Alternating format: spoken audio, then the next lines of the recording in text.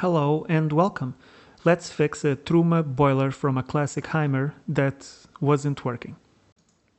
So in order to remove the boiler, first you will need to remove the plate that's outside of the motorhome.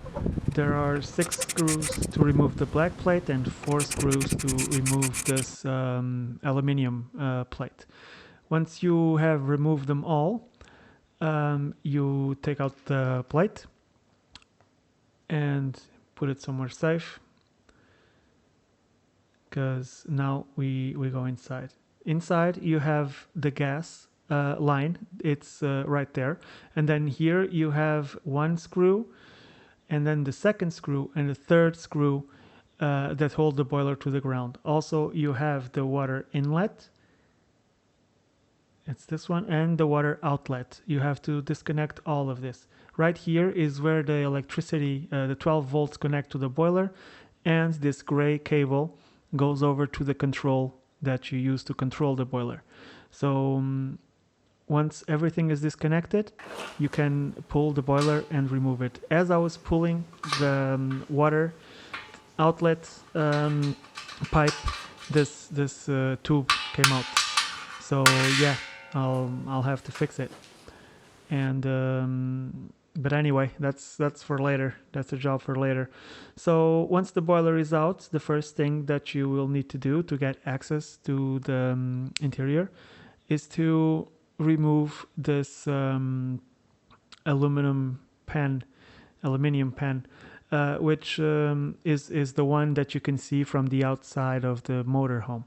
As I was trying to take out the screws, they both ended up breaking the head, because they are very old. This is a 1989 motorhome from Hymer, and I guess the boiler has never been serviced because of what we are going to find inside.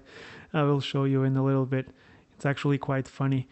So yeah, as you can see, both heads of the screws just sheared clean off. That was a bummer. Anyway, let's move on. You have a couple of screws that you have to remove in order to be able to loosen this leather. And the reason that you need to loosen this leather is because of the way the boiler is attached to the pan. It has that rim, and the rim can only be removed once the leather. So yeah, this is the inside. This is why it wouldn't start. It's basically full of trash. There's earth, there's leaves. I guess as one is driving, this stuff just gets into the vent somehow. Here I'm removing that piece of metal that was basically not attached anymore. It was just jiggling around, and now I'm cleaning the whole thing using a vacuum. Helps, of course. And yeah, once everything is cleaned, I put it back in. I connected the gas. I didn't install the pan. I just installed the outside of the boiler. I turned on the gas and I tried it. I tried it on to see if it worked, if that fixed the problem. And there you go, working perfectly. Now that it's cleaned and it's got a good airflow, it's working amazingly. So now I need to fix the broken pipe. So I start by cleaning the tube that came out, and then polishing it so that I have a clean and not rough surface. I also cleaned this part that you can see. So it's very important in order to braze material that you have clean surfaces. They really need to be cleaned. And I am going to braze this. I don't have a TIG welder, so yeah, brazing it is. But in the end it worked actually pretty pretty well. This is MAP gas. It burns up to 1600 degrees Celsius, I think, or thereabouts. And the rod that I'm using, because this is stainless steel, you cannot use the regular flux for copper. So the rod that I'm using is a 20% silver, and it's covered. It has flux in it. That white stuff is actually flux for high temperature brazing. So yeah, you start to warm up the parts until they get cherry red. Then you apply some flux, and then you use the part itself, not the torch, to melt the silver and the solder into place. I'm not very good at this. Actually, this was only my second time brazing, but well, got the job done. Then after this, it was just a matter of cleaning it up, and it looked nice in the end. It was well brazed, and it went okay. So now let's tackle the problem of the two broken screw heads. Now this was a bummer. I thought this would be really easy to fix, but it really wasn't. So first I tried to smooth out the surface, and I am going to try and drill a hole through the screw so that I can remove it and tap another screw in. But fairly fast I realized that was just not going to happen. It was just not. I sharpened the drill bit like 3 times. Every time it would just cut for a little bit, and then it would just go dull.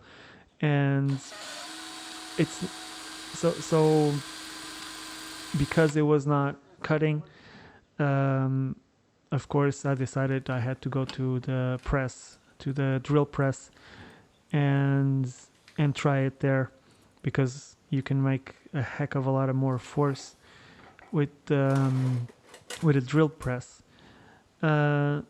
Still, it kept wandering. The drill kept wandering off. It's really. This is probably not the right way to try and do this, but I couldn't think of another way. I can't heat it over there because it has electrical connections, and I didn't want to disassemble everything. I can't weld anything to it because the screw is ferrous metal, and the rest is like aluminum, so it wouldn't work. So here you go, breaking a drill. That happens sometimes. So then I tried with a smaller drill. I tried on the other side that I had not yet tried to drill out. Maybe the smaller drill would be more successful, but it turns out that it wasn't. Incredibly, these screws are hardened for some reason. Nevertheless, they sheared right off with very little force when I tried to remove them. Here I'm trying to center punch them so that I can get away, so that drill doesn't wander off, but I didn't have any success with this technique.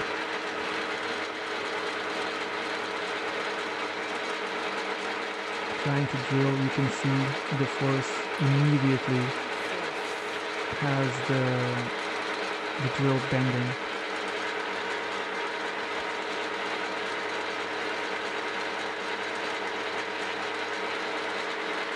It just wants to wander off. So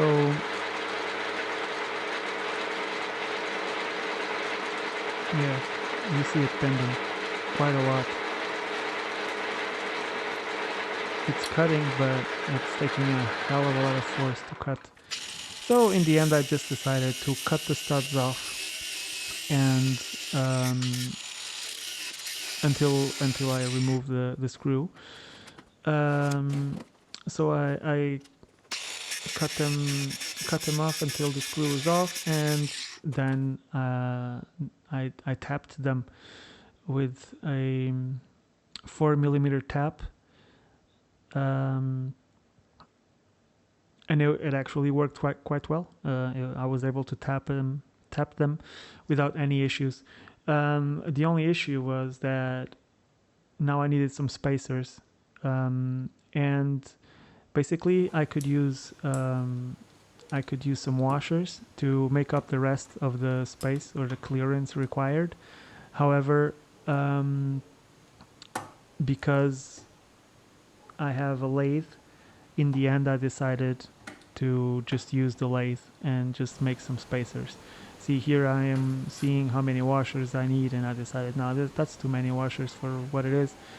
So I fired up the old lathe and just made a couple of spacers. There's nothing to it. As past me is over there working on the lathe, let me take this opportunity to welcome you to the channel and maybe let you know what it's all about. It's called reversing entropy, because what I found out is that everything breaks eventually, and it seems like my life is always trying to fix stuff. It's a never-ending battle of fixing stuff that broke or that needs repair, because even if it doesn't break, it gets old and not in style anymore, or not in fashion. Secondly, let me apologize for my terrible English. I will try and do better. So yeah, I'm always fixing stuff, and I'm always using YouTube to learn how to fix the stuff that breaks. So I thought, yeah, since I'm doing this, why not film it, and why not share with others that maybe have the same problem, so that when people need to fix something, here you go. Here's something that might help. Let's see. So here I'm already putting the boiler back together, using rivets to hold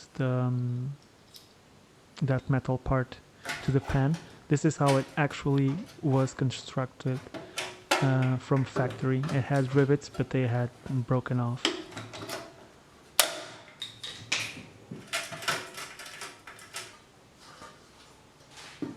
And here goes the fixed pan. Notice how clean it is on the top.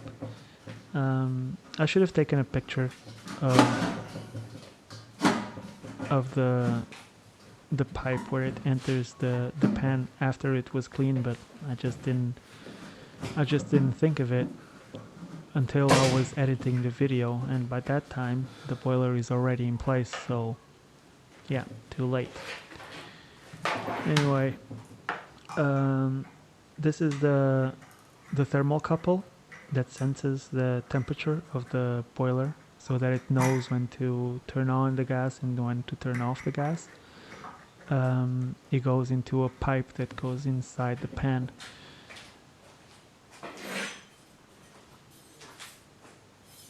And this is the rim that holds both parts together.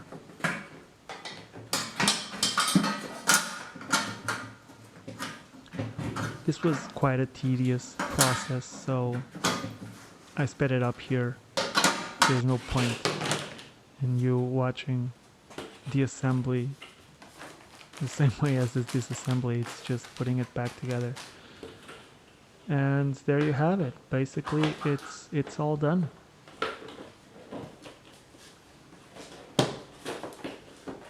It takes a couple of screws on the side of the leather to hold that plastic piece. It is quite impressive that everything on these old motorhomes is very light, including the boiler.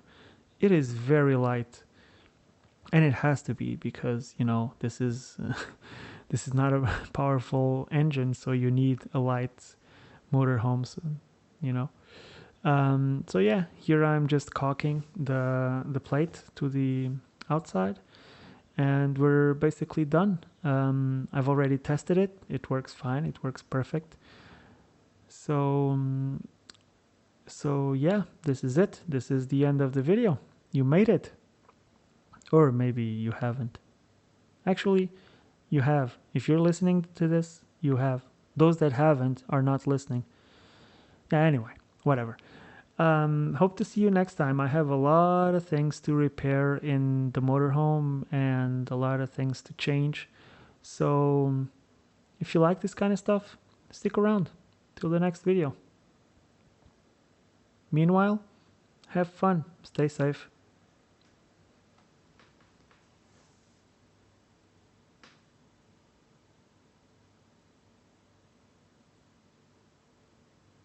I kind of stopped talking before the video was over. I really suck at this. Well, anyway, now it's almost over. Just those two screws. And then there's the black plate. Yeah, I spoke too soon. I kind of ended the video way too soon. Well, I'm not recording it again. Sorry. You'll just have to deal with it. Anyway, the job is done. So yeah, now screws in place. And that's it. See you guys later.